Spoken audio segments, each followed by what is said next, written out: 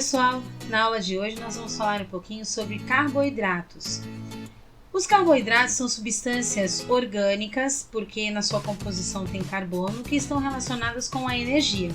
Então toda vez que lembrar e falar de carboidrato, a gente está falando de energia. Aquela energia que vem através das massas, pães, cereais e por aí vai. A maioria da composição da nossa alimentação está relacionado com o carboidrato.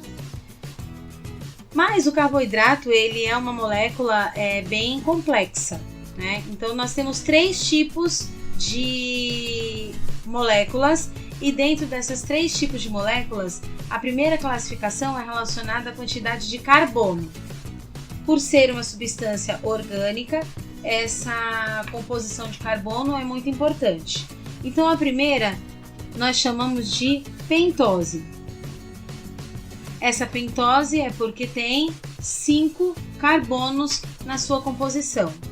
Então, essas moléculas são aquelas moléculas básicas que a gente conhece como DNA, e o carboidrato que compõe o DNA é o desoxirribose. E nós temos também o RNA, e o carboidrato que compõe o RNA é a ribose.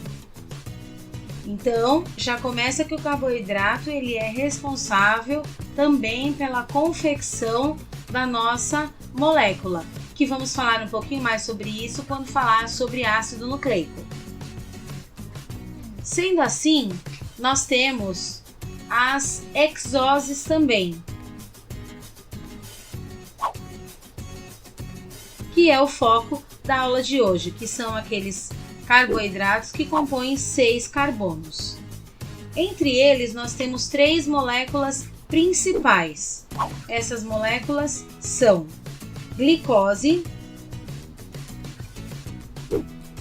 A glicose, ela é produto dos seres autótrofos fotossintetizantes, então, logo, isso vem, na maior parte das vezes, através do alimento. Nós temos também a frutose, que, como o nome próprio já diz, é o açúcar encontrado nas frutas. E nós temos também a galactose. Essa galactose, ela está relacionada com o leite. Todos esses 3 carboidratos, esses 3 tipos de carboidratos, eles são chamados de monossacarídeos.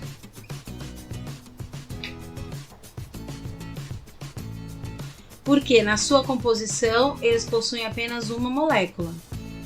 Logo, nós temos também aquilo que nós chamamos de disacarídeos.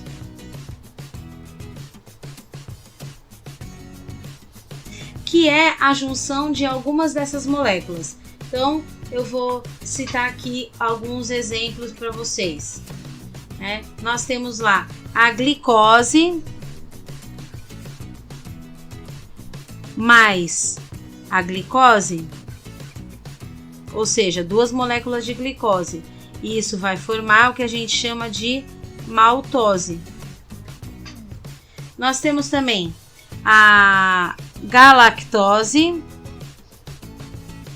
juntando com a glicose, que vai formar a lactose, que a gente conhece aí do leite. E temos também a glicose juntando com a frutose, que é chamado de sacarose. Esse é o açúcar colocado aí nos adoçantes. É claro que depois que a gente junta 2 monossacarídeos e vira um disacarídeo, nós podemos também juntar tanto o monossacarídeo quanto o disacarídeo para formar uma molécula muito mais complexa chamada de polissacarídeo. Porque ele é formado por muitas moléculas de monossacarídeo. Então eu tenho aqui alguns exemplos para dar para vocês. O primeiro, muito importante, é o amido, que tem origem vegetal. Então quando a gente fala lá amido de milho, é um polissacarídeo. Nós temos também como polissacarídeo a celulose.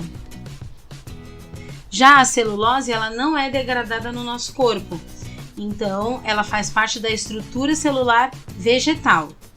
E nós temos o glicogênio. O glicogênio ele está relacionado à energia animal, então para respiração celular, para fazer a compensação do açúcar no sangue, sempre está relacionado com o glicogênio. Então, acho que deu para relembrar um pouquinho a parte básica dos carboidratos. E por hoje é só. Tchau, tchau!